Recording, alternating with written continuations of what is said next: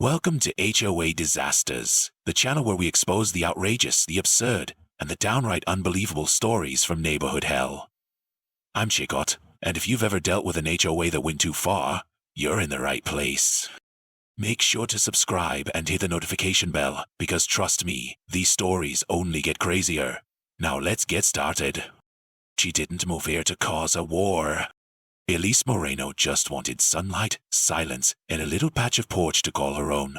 After a decade of city life, honking, sirens, neighbors who screamed through walls, Rosewood Bluffs felt like a catalog ad. Manicured lawns, matching shutters, kids riding scooters down the center of cul-de-sacs named after flowers. It was quiet. Too quiet, maybe. But for once, quiet didn't feel like loneliness. It felt like peace. Until the envelope. 3 weeks after she moved in, she found it wedged between her screen door and the frame. Pale yellow paper with maroon ink, folded crisp.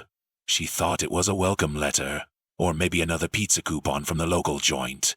But no. It was stamped in bold at the top. Notice of HOA Civilization 6147B. She read it twice, then again.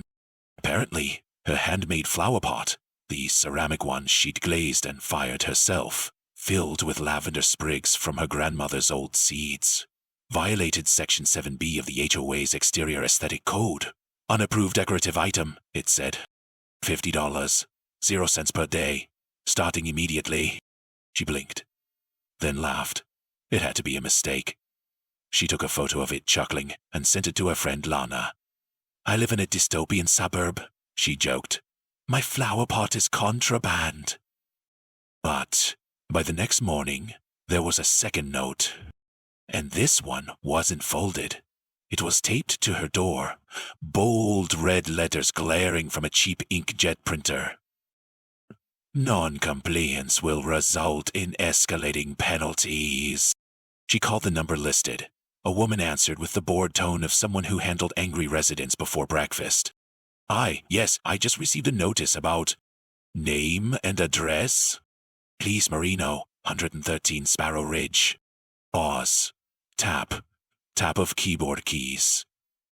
Ooh, You're the flowerpot lady. A tone. Elise had heard it before, from parking meter agents and smug bouncers. The voice of someone who had just enough power to ruin your day and enjoyed doing it. I just moved in. I wasn't aware. Rules are in the welcome packet, page 37. I didn't see anything about. It's not about the pot, Mom. It's about consistency. If we allow one violation, we allow them all. Right, Elise said slowly. So, it's not about flowers. It's about control. That afternoon, she walked the neighborhood. She counted 2 blue gazing balls, a frog statue with a chipped toe, 4 flag holders, and 1 garden gnome flipping the bird. But her lavender pot, that was the crime. Later, she attended her first HOA meeting, held in the community clubhouse. It smelled like mildew and resentment. Greg Dunham sat at the head of the fold-out table like a retired general. Pressed blazer, pocket square, an air of smugness so thick it could suffocate. I believe you had a concern, he said, gesturing toward her with a barely concealed sneer. She explained, calmly, respectfully. She even showed a photo of her grandmother's garden, just to add some heart. Greg, I understand it's sentimental, he said, but sentiment doesn't override standards. And then the line that would replay in Elise's mind like a taunt for weeks to come. If we bend the rules for one flowerpot, we lose the integrity of the neighborhood. That night, Elise sat on her porch, lavender scents drifting through the air. The flowerpot stayed. The fine started. And something else began too, a quiet hum in her chest that she hadn't felt in years. Not fear. Fuel. She showed up early, thinking maybe it would help. Elise sat in the second row of the folding chairs at the Rosewood Bluffs clubhouse, clutching a folder of printed photos.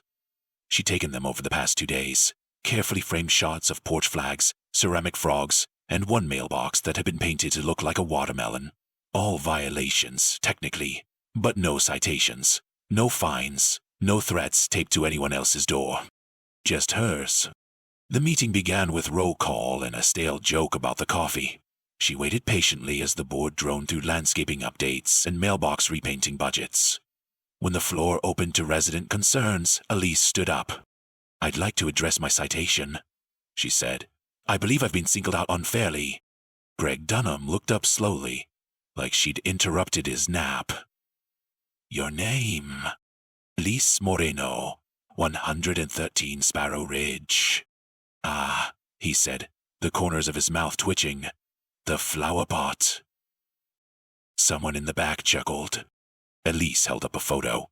"This is a porch 3 doors down from mine. Same street, same rules. They have 4 lawn gnomes and a flag of a dog wearing sunglasses. No citation."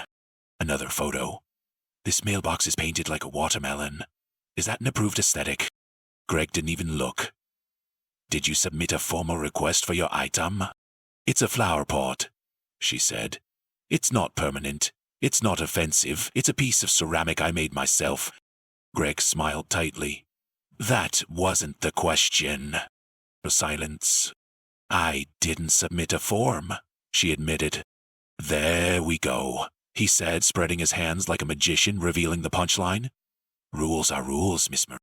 Elise scanned the faces around her. Some smirked. A few looked away. No one spoke. "But you're not enforcing them equally," she said. "I have proof. I have—" Greg cut her off. "If we bend them for one flower pot, we lose the integrity of the neighborhood." There it was again. That same phrase. That same smug little line. Like he thought it belonged on a t-shirt. Lee sat down slowly. Her cheeks burned, not from embarrassment, but from the sheer absurdity of it. She looked at the man across the aisle. He had a carved wooden pelican on his porch. She'd seen it. Why wasn't he fined? The meeting moved on without her. And that was the moment she understood. This wasn't about lavender, or ceramic, or paperwork. It was about reminding her who was in charge. The next day, the fines kept coming. $50, 0 cents per day. No delays, no appeals. She opened a spreadsheet and began logging each charge, time-stamped and dated.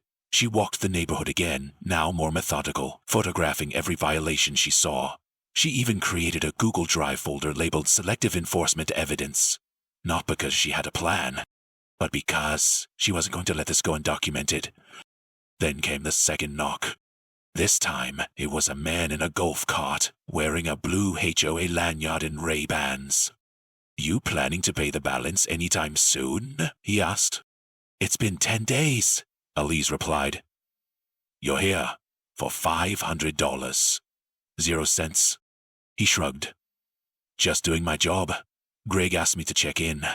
That name again. Greg. The one-man moral compass of Rosewood Bluffs. Elise stared at the man. "Tell Greg I said hi." She shut the door. And on her porch, the flowerpot sat proudly, lavender swaying in the breeze, like it didn't care who was watching. By day 21, the fines hit $1,000, 0 cents. The invoice came in, a white envelope this time. No warning colors, no threats in bold. Just quiet bureaucracy. A calm voice whispering, "You're losing." But Elise didn't flinch. She slid the envelope into a drawer labeled Evidence, poured herself a cup of mint tea, and sat beside the flower pot like it was a flag planted in enemy soil. The lavender had begun to bloom in full now, defiant little spikes of purple catching the breeze like they knew exactly what they were doing. Greg followed up with an official letter, legal-sounding, polished. One of those crafted, passive-aggressive masterpieces only HOA boards seem capable of. It read, "Failure to resolve this matter may result in a lien placed upon your property and legal proceedings to recover unpaid fines. Further noncompliance may affect your standing within the community." Your standing within the community. Elise read that line 3 times. She didn't have standing. She never did. They'd made that clear from the moment she'd moved in, without a welcome visit, without a neighborly wave, not even a casserole from the woman across the street who brought baked goods to everyone else. But now she had something more powerful than standing. She had attention. The key scratch came on a Monday, and she noticed it right away. A jagged gouge along the driver's side door, slicing deep through the paint. Whoever did it wasn't subtle or skilled, just angry. She stared at it for a long time, and then she took a photo. Later that day, her garbage bins, placed exactly where the HOA rules specified, were left untouched. Everyone else's on the block had been emptied. Hers? Full, heavy, baking in the sun. She called sanitation. They hadn't received a pickup request from the HOA for her address that week. Strange. By Friday, her neighbor Rick, who used to wave every morning, now turned his back when she stepped outside. His lawnmower was suddenly louder, his glance sharper. He'd always been friendly, a golf dad with cargo shorts and a soft spot for grilling, but now it was like she had become radioactive. She didn't ask why. She didn't need to. The message was clear. We close ranks here. That night, Elise stood on her porch, the flower pot bathed in warm porch light, and whispered, "They think this will break me." It didn't. It did something else entirely. It sparked something older, something deeper. Not the kind of rage that throws punches or burns bridges, the kind that builds them, brick by brick. The slow, methodical kind. The kind that watches, waits. She started a private folder on her cloud drive. Operation Thornbush. Inside it, photos of every HOA violation she could find. A log of every interaction. A record of the scratched car, the skipped trash, the sudden silence. She wasn't plotting revenge, not yet. But something had shifted. The girl who once wanted peace and quiet had realized something about Rosewood Bluffs. Peace doesn't come from silence. It comes from power. And hers was just beginning to grow. Saturday mornings used to mean coffee and spreadsheets. But after 3 weeks of fines and passive-aggressive silence, Elise needed something different. Fresh air, a little color, a reminder that the world was still bigger than the 4-block cage of Rosewood Bluffs. She found it at the downtown farmers market. It wasn't large, 24 vendors maybe, tucked between a muraled alleyway and a parking lot with uneven pavement. But it was honest. Tomatoes with dirt still clinging to their stems, bread that smelled like it had stories, booths selling honey, soap, books nobody asked for but everyone picked up. Elise wandered aimlessly, breathing in peace like it was a rare perfume. She paused at a table of handmade candles. Lavender, eucalyptus, something labeled Midnight in Vermont. As she picked one up, a voice beside her said, "You have the look of someone who's just lost a war." Elise turned. An older woman, maybe in her 70s, stood behind the booth. She wore a wide sun hat and a necklace with a single silver acorn. "I'm sorry," Elise asked. The woman smiled. "You're from Rosewood, aren't you?" Elise blinked. "Yeah. How did you know?" "You got the HOA face. Stunned, tired, but not broken yet." She extended a hand. "June Keller." Elise shook it. "Elise Moreno." June tilted her head, thoughtful. "Moreno? 113 Sparrow Ridge, right?" Elise's eyes narrowed. "How do you know that?" June leaned in slightly. "I built it." They sat on a bench near the flower vendor with lemonade in hand. June's story unfolded like a novel. Elise hadn't known she was inside.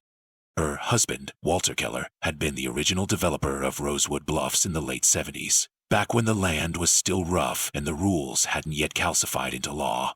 They built it as a peaceful enclave, a place for families and artists, retirees and dreamers. But after Walter died, a group of investors pushed the Kellers out and rewrote the charter. "They turned it into a place that worships conformity," June said. "And now you can't hang a wind chime without a tribunal." Elise sipped her lemonade. They fined me for a flower pot. June chuckled. Of course they did. Then, casually, as if she were mentioning the weather, I still own 3 properties there. The HOA never could get me to sell.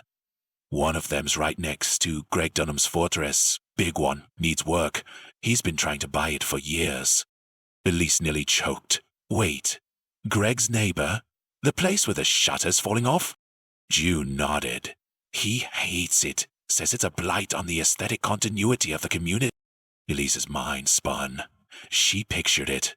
The worn siding, the overgrown hedges, the peeling white paint just visible through the hedges that Greg tried so hard to block with new fencing. You own it. Free and clear.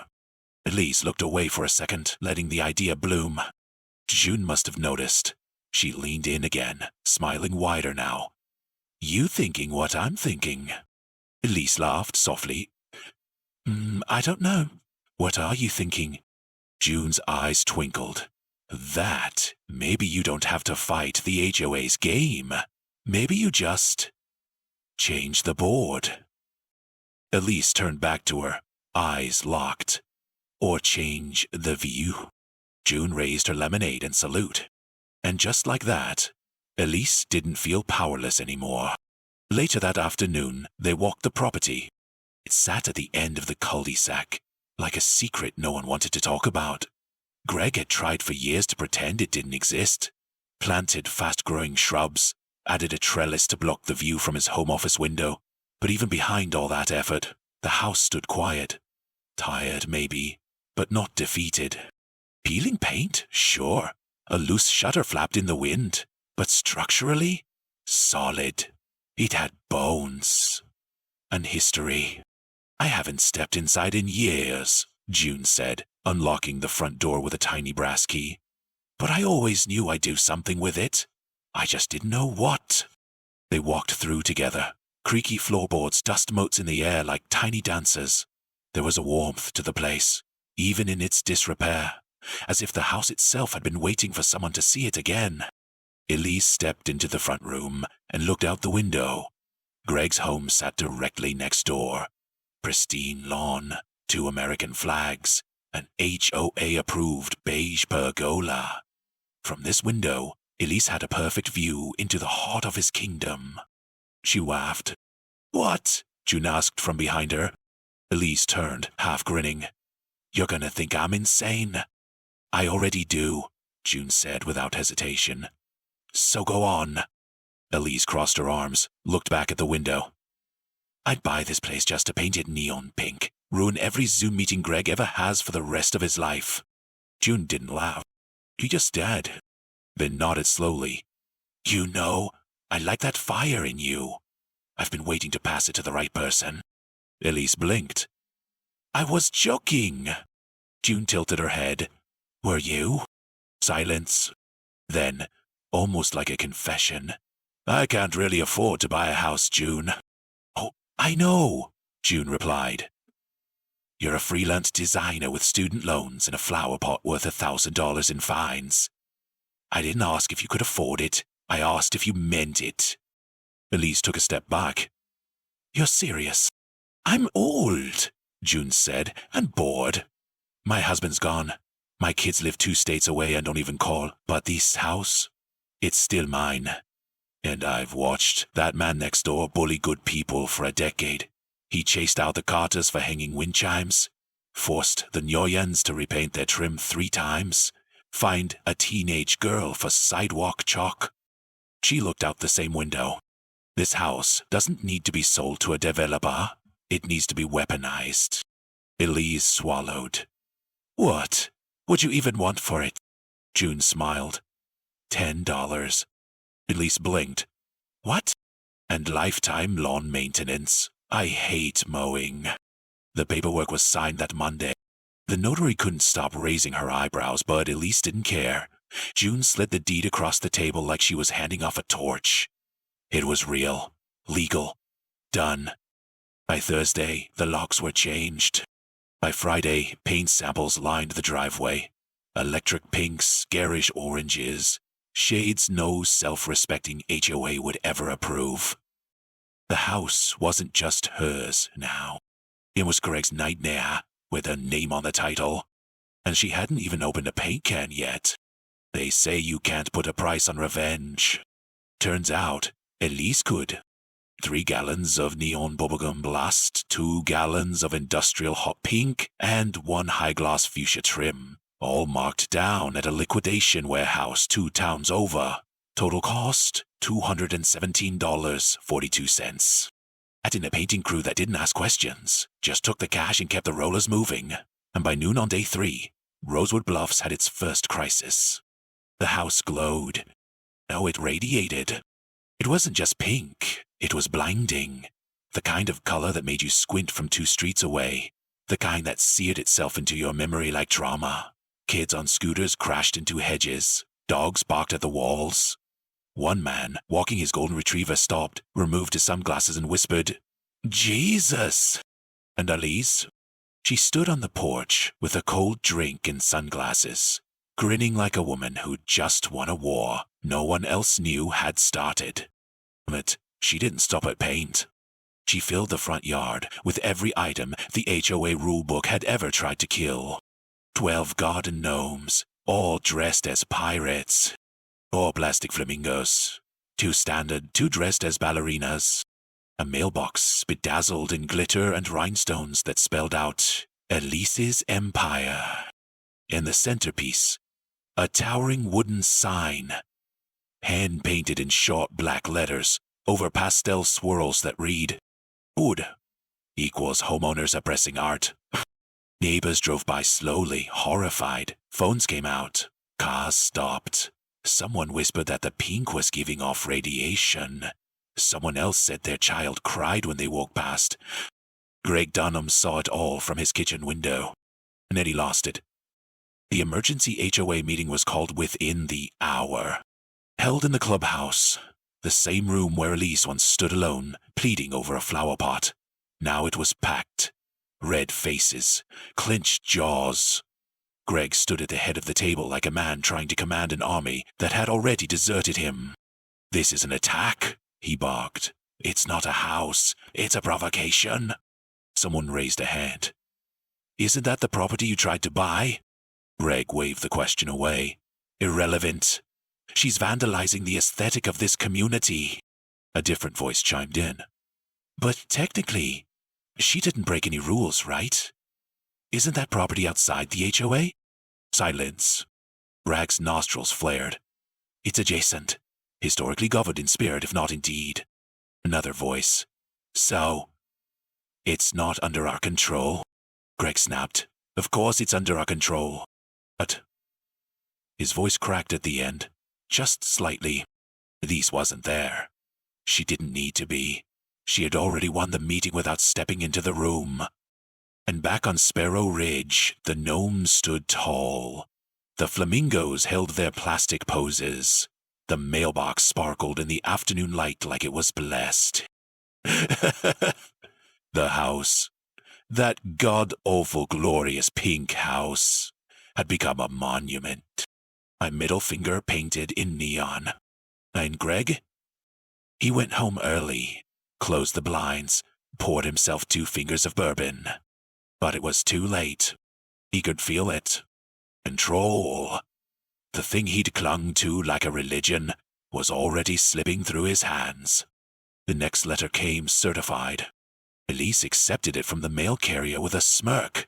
She didn't even open it right away. Just placed it beside her iced coffee and opened a fresh can of pink spray paint. This one was for the flamingos' toenails. Eventually, she tore the envelope and skimmed the contents. Legal tone, full of threats.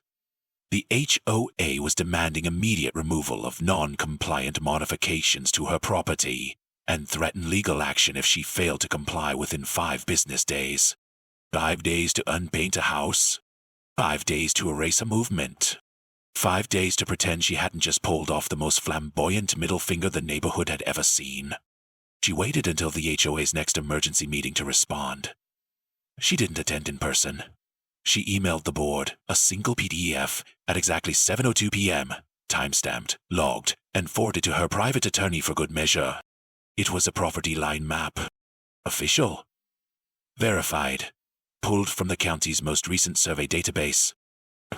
It was, legally speaking, untouchable. The meltdown was immediate. Greg slammed his fist on the folding table. This is an error, he snapped. She's clearly within the spirits of the HOA. But the board members, already uneasy from the viral pink house panic, said nothing. One even cleared his throat like he was trying to disappear. Greg called the county the next morning, demanding clarification. The clock on the other end was polite but firm.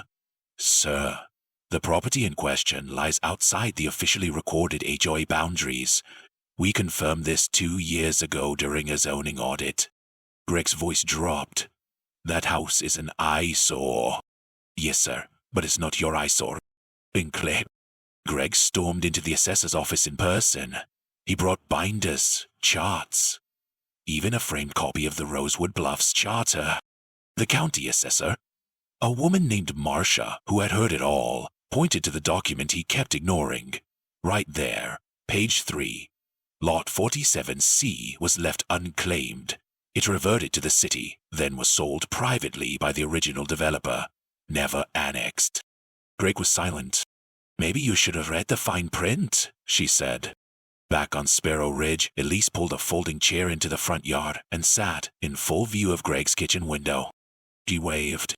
He didn't wave back. The news trickled down slowly, like a leak Greg couldn't patch.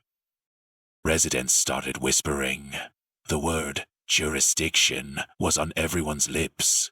Neighbors who had once frowned at Elise's lawn art now stopped to ask polite questions. One even dropped off cupcakes.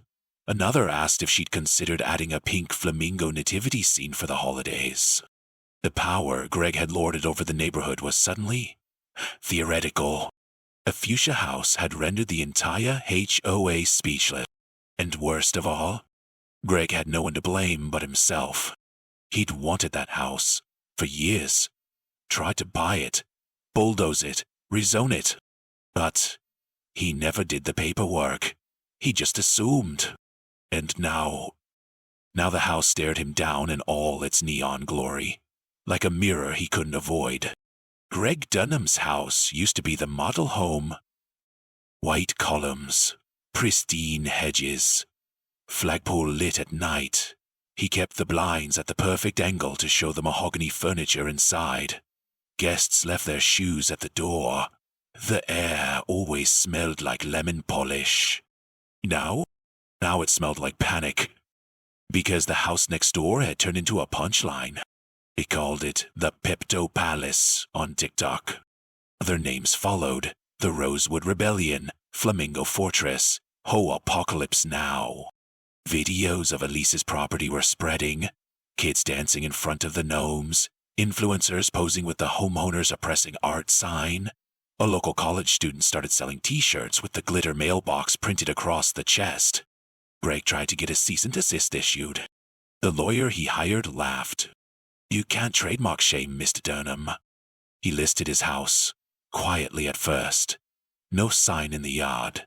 Just a private listing with a discreet real estate firm. They refused to advertise with exterior photos. Too risky, they said.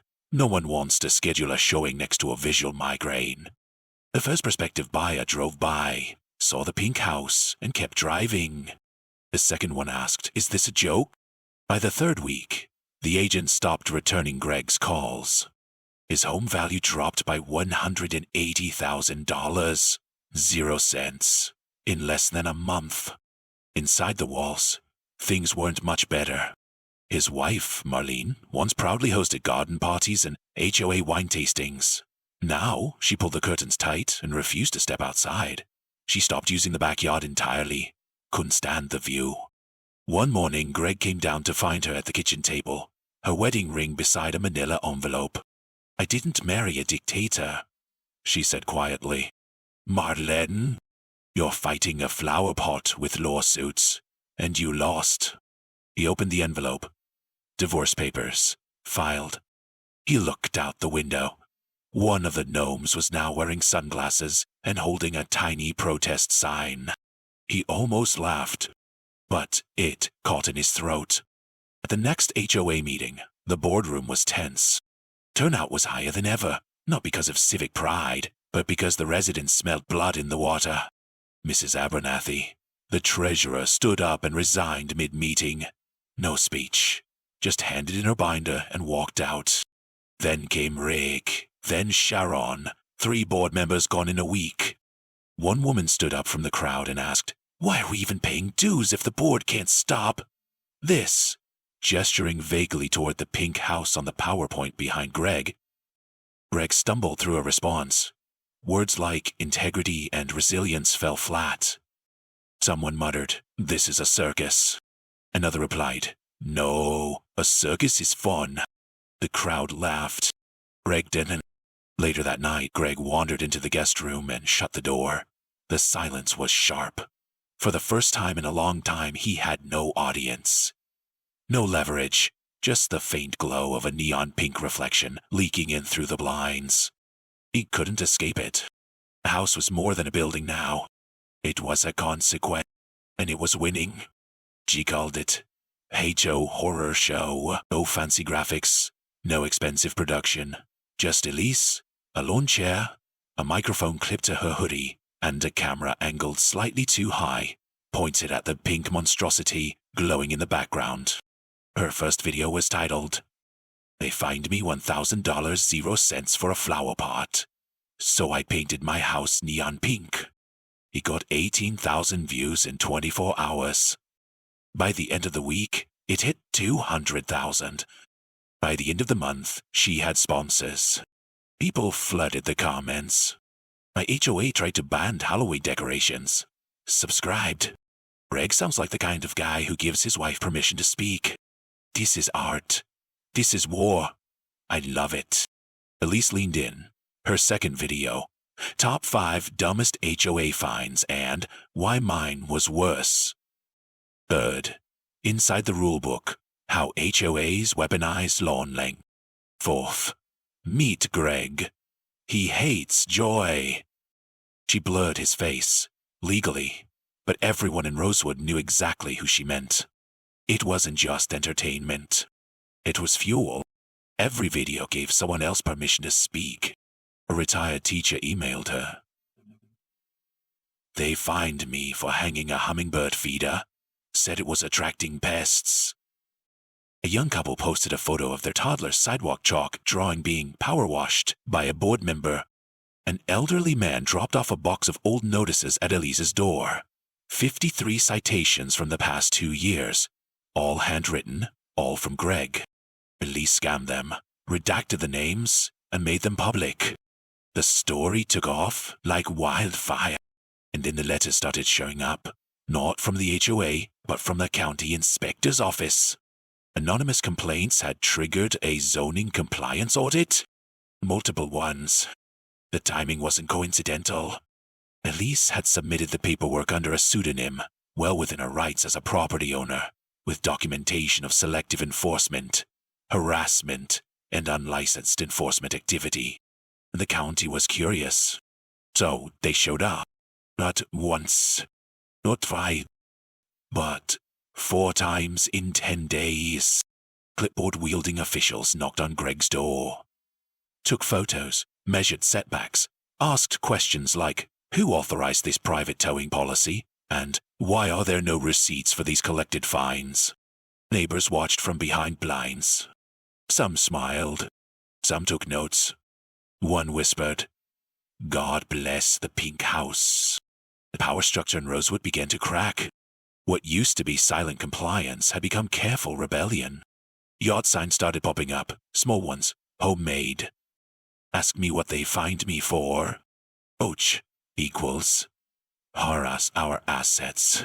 One mailbox even had a mini flamingo glued to the top. Greg demanded citation. The board refused. Because what board? 3 members had resigned. The rest barely showed up. Meetings were cancelled due to scheduling conflicts, but really, nobody wanted to sit in the splash zone anymore. And Elise? She sipped lemonade on her porch, went live on YouTube every Thursday, and answered viewer questions about how to check your HOA's legal boundaries. The shift wasn't loud. It was quiet. But irreversibly, Elise didn't just win her fight. She changed the battlefield, and the HOA? They didn't even realize they'd already lost. It happened on a Tuesday morning. Greg Dunham, in full blazer and slacks, walked across the property line with a printed citation in one hand and a coffee in the other. He was muttering to himself, already red in the face. Then he saw the mailbox. The glittery rhinestones, the smiling gnome sticker someone had added overnight, the flamingo decal with the sunglasses, and the small handwritten sign Elise had taped below it. Don't like it? Call Greg. He'll ignore you too. Exp. That was the moment. Greg snapped. He screamed. Full volume, spittle flying, red-faced fury like a man possessed. He shouted about integrity, about embarrassment, about how that woman is turning this place into a damn cartoon. Then he kicked the mailbox. It wobbled, but didn't fall, which only made him angrier. So he did it again, and again. And then he called it loudly, a word that rhymes with witch, but hits like a brick when it's caught on tape. Which it was, because 2 teenagers across the street had been filming the whole thing for their YouTube reaction channel. The clip hit the internet by sunset. Title: by Tyler. HOA president goes nuclear over mailbox glitter. Within 48 hours it had 1.3 million views. By the end of the week, it was being remixed into TikToks, meme compilations, and one lo-fi chill beat video titled Greg's Meltdown, PP, Flamingo Trap. It would have been funny except Greg had a second life outside the HOA.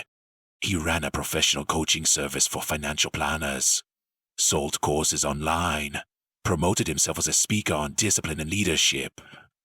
His sponsors pulled out by Thursday. 9 stopped booking sessions. One podcast deleted all episodes with his name on them. His carefully curated LinkedIn became a ghost town. Then came the local news segment. Channel 7, Wednesday night, right between the weather and a segment on road construction delays. The screen flashed.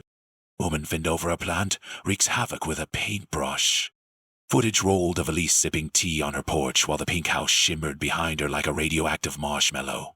The reporter smiled, clearly enjoying the chaos. They even used dramatic slow-mo footage of Greg's outburst, blurred face and all, with subtitles. Elise's YouTube channel got 30,000 new subscribers that night. The next day, June showed up with a lemon tart and a bottle of cheap rosé.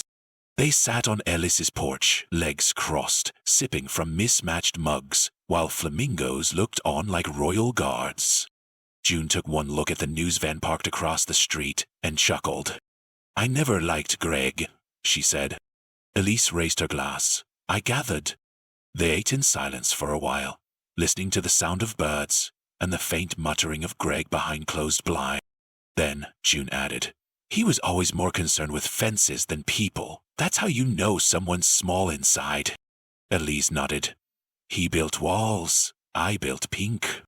By the time the sun set, Elise had posted a new video titled, When they yell at your mailbox, you know you're winning. Greg didn't leave his house for 2 days. In the mailbox, Elise added another sticker. Certified Greg repellent. It started as a joke. Elise printed 5 yard signs, white background, bold pink letters.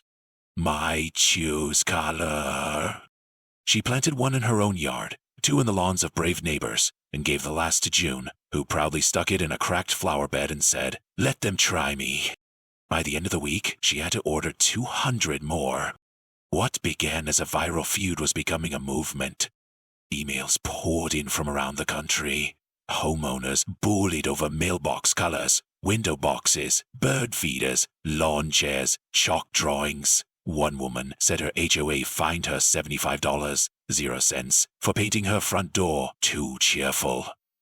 Another said they banned wind chimes. So Elise did what she always did when the system told her no.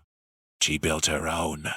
She called it the Pink Doctrine, a nonprofit with a mission to expose HOA overreach, educate homeowners, and fight back. The homepage was simple. A guide to understanding your rights. A searchable database of HOA case law by state.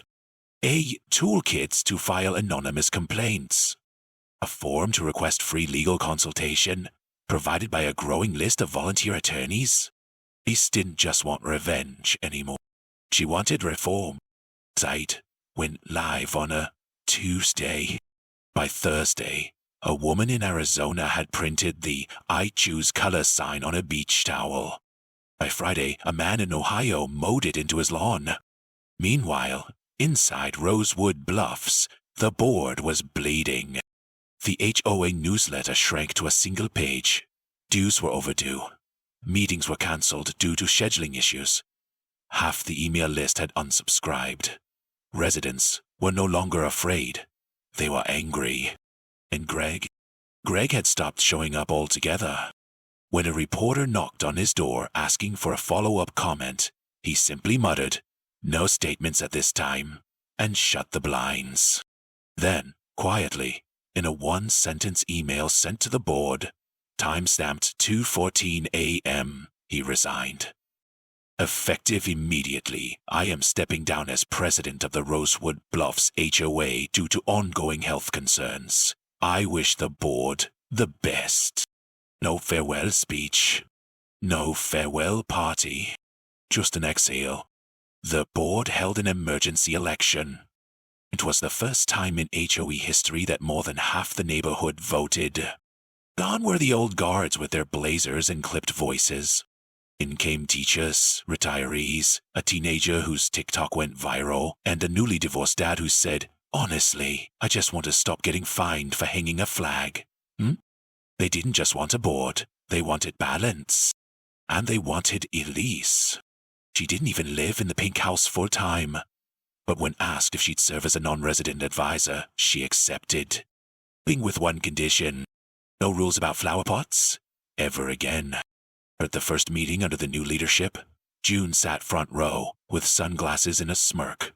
Elise stood at the podium, holding a small lavender plant in her hands. She placed it on the table gently. "This isn't a threat," she said. "It's a reminder." Silence. Then applause. Real, genuine, grateful applause. Inside, the neighborhood didn't look that different. But everything had changed. The power didn't live in the rulebook anymore. It lived in the people. And pink, once the HOA's greatest horror, had become its brightest light. On the first clear morning of spring, Elise did something quiet. Something nobody expected. She removed the flower pot. No announcement, no speech, just her, a soft wind, and the smell of lavender that had come to mean something more than memory. She lifted it gently, cradling it like a relic, and walked it to the center of the yard. There, atop a white marble pedestal she'd ordered from a salvaged estate sale, she placed the pot. No plaque, no frame, just presence. And it was enough. The lawn around it had transformed into something between a gallery and a garden party hosted by misfits. There was a flamingo dressed like Abraham Lincoln, a gnome wearing fishnets, a mailbox shaped like a dragon, 2 concrete squirrels holding protest signs, "Acorns, not fines," and "We don't blink." People started sending things. Fans from across the country. One woman from Michigan mailed her late mother's favorite wind chime, the one her HOA had banned for being musically intrusive. A man from Texas shipped a rainbow-painted Adirondack chair with a note that read, "This used to cost me $25.00 a day. Now it's free." Elise didn't curate the yard. She let it grow wild. Every item had a story. Every ornament a battle someone else had fought and lost. Until now. It didn't take long before the crowds followed. At first it was a couple of college kids filming a vlog, then a photographer from a design magazine, then a YouTuber who titled their video, "This woman declared war on her HOA and built a shrine out of lawn ornaments." The next week, the first tour bus came. A driver from 2 counties over pulled up slowly, 20 passengers craning their necks, snapping photos through open windows. Then came the second, and the third. By summer, Elise had to install a small sign. Yes, you can take pictures. Please, don't climb the mailbox. June came by one afternoon with iced tea and folding chairs. She sat beside Elise beneath a paper umbrella shaped like a sunflower and watched as a family posed for photos in front of the pedestal. Think Walter ever imagined this when he built the place? Elise asked. June laughed. Walter once mowed the lawn in a bathrobe and cowboy boots. I think you'd be proud. They clinked glasses. Elise's house was now listed on travel blogs. Top 10 roadside attractions you won't believe are real. Horror turned art. Hey, even the local Chamber of Commerce begrudgingly added it to their tourism site. The pink house that started it all. She didn't charge for visits, didn't sell tickets, but she left out a donation box, and people filled it anyway. Sometimes with coins, sometimes with letters. One kid dropped off a crayon drawing of a rainbow mailbox and wrote, "I hope my neighborhood gets better like yours did." Elise framed that one in her hallway.